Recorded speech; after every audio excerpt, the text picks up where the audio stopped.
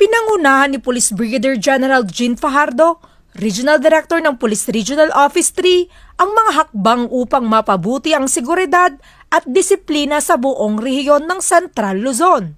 Sa isang command conference na ginanap sa Camp Olivas, binigyang diin ni Police Brigadier General Fajardo ang kahalagahan ng police visibility upang mapanatili ang kaayusan at kaligtasan ng mga komunidad. Kabilang sa kanyang mga direktiba ang pagtatayo ng mga fixed visibility points at checkpoints at ang pagpapalakas ng radio communication systems sa lahat ng istasyon ng pulisya sa rehiyon.